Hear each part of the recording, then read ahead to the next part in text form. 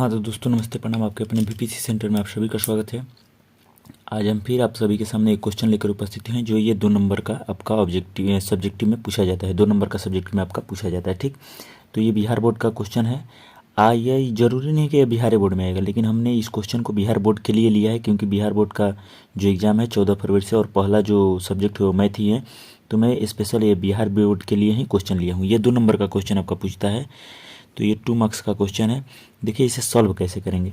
Question क्या दिया है देखिए, हम पढ़कर बताते हैं कि बताएं कि 7 गुणे 11 गुणे 13 प्लस 13 और 7 गुणे 6 गुणे 5 गुणे 4 गुणे 3 गुणे 2 गुणे 1 का प्लस 5 क्यों विभाज्य संख्याएं हैं। क्यों विभाज्य संख्याएं आपको ये बताने। सबसे पहले क्या लिखेंगे हम लोग, आंसर लिखते हैं। क्या लिखते हैं, आंसर।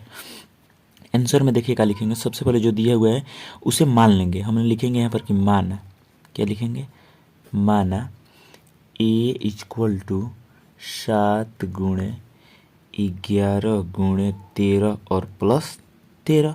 इसे हमने क्या माना, ए माना।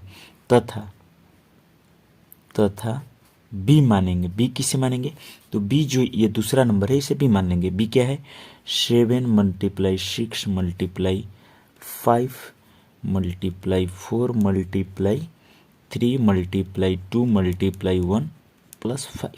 ये हो गया, हम इसे संख्या को ए और बी मान लिए हैं। अब देखिए पहली संख्या लेकर चलते हैं। ए बराबर क्या दिया हुआ है, ए बराबर दिया है 7 मल्टीप्लाई 11 मल्टीप्लाई 13 प्लस 13। इस दोनों में हम लोग देखेंगे कि कॉमन क्या है इस दोनों संख्या में, यानी ये जो पूरी संख्या है इस संख्या में हम लोग देखेंगे कि कॉमन क्या दिया हुआ है। तो कॉमन देखते हैं, तो इस दोनों में 13 दिया हुआ है। क्या दिया हुआ है, 13 दिया हुआ है। तो हम यहाँ पर 13 कॉमन ले लेते हैं। देखिए तो 13 कॉमन ले लेंगे तो यहाँ पर क्या बचा, 7 मल्टीप्लाई 11 और यहाँ पर क्या बचा, प्लस 1 बचा क्योंकि इसमें से एक 13 कॉमन आ गया है और यहाँ पर जो है उसमें क्या बचा है, 1 बचा है। तब है ना, 13 और 1 से मल्टीप्लाई करेंगे तो 13 हो जाएगा। अब देखिए, अब इसको हम लोग हल करेंगे तो क्या हो जाएगा, 11 7 77 और 1 78, यानी 13 मल्टीप्लाई 78 हो जाएगा। ठीक, 78 का गुणनखंड निकालेंगे। 78 का गुणनखंड निकालेंगे तो 78 का जब आप भाज्य गुणनखंड कीजिएगा तो क्या आ जाएगा, देखिए तो यहाँ पर साइड में हम करते हैं। 78 का जब भाज्य गुणनखंड करें तो 2 से जाएगा, 2 से 39, फिर 3 से जाएगा 13 बार में, यानी आपका आ रहा है 13। इसके जगह पर लिख देंगे क्योंकि एक जैसा है तो एक साथ रहेगा। 13 गुणे 3 गुणे 2 हो जाएगा। देखिए तो 13 गुणे 3, और ये जितना भी टोटल आप संख्याएं देखेंगे ये क्या है, एक अभाज्य संख्या है। क्या है, अभाज्य संख्या। विभाज्य किसे कहते हैं, तो विभाज्य भाज्य संख्या कहा जाता है। किसे, भाज्य संख्या को ही विभाज्य कहते हैं। तो ये क्या है, ये सभी अभाज्य संख्या। या रूल होता है आपका, इसमें पढ़िएगा तो रूल दिया होगा कि जब अभाज्य संख्या अभाज्य गुणनखंडों का गुणनफल जो होता है 2 या 2 से अधिक अभाज्य गुणनखंडों का गुणनफल जो होता है वह एक भाज्य संख्या होता है। आपको नहीं विश्वास है तो देखिए 13 का मल्टीप्लाई कीजिएगा तो क्या होगा, 169 होगा। तो यह एक कैसे संख्या है, तो भाज्य संख्या है। 3 2 का मल्टीप्लाई क्या होगा, 6 होगा। तो 6 क्या है, एक भाज्य संख्या है। तो ये पूरी टोटल का मल्टीप्लाई क्या होगा, तो जो भी होगा वो अभाज्य संख्या होगा। क्यों, क्योंकि यह नियम होता है कि 2 या 2 से अधिक या 2 अभाज्य गुणनखंडों का गुणनफल जो होता है वह एक भाज्य संख्या होता है। अतः यह क्या है, यहाँ पर लिख लीजिएगा कि ए का अभाज्य गुणनखंड, ए का अभाज्य गुणनखंड का गुणनफल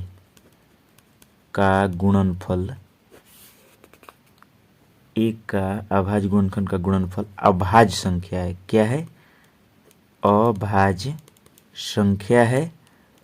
अतः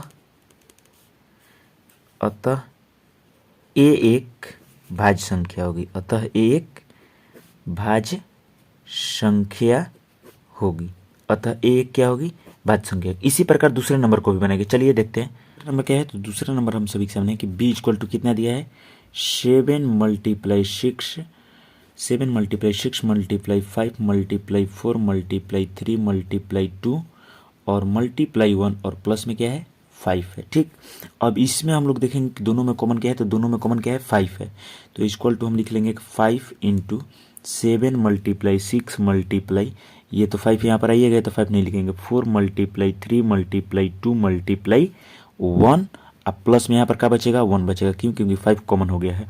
अब देखिए, अब इसको सॉल्व करेंगे ब्रैकेट वाले को, तो क्या हो जाएगा, 5 मल्टीप्लाई 7 छक्का 42, यहाँ से करिए ना, 3 दूना 6, 6 चौके 24 और 42, 42 24 में जब हम मल्टीप्लाई करेंगे तो 4 दूना 8, 4 चौके 16, 2 दूना 4, 4 दूना 8, 8 6 4 10 की 0 1, 8 9 10, 1008 और ये 1 है तो 1008 और 1 जोड़ेंगे तो कितना हो जाएगा, ये टोटल हो जाएगा 1008 और 1 9 हो जाएगा, यानी 1009 हो जाएगा। कितना होगा, 1009 होगा। फिर से देखिए 7 छक्का 42, 42 42 4 3 12 दूना 24, 42 24 4 दूना 8, ये 1008 होगा और 1 जोड़ेंगे तो कितना होगा, 1009 होगा, यानी 1009 और 5।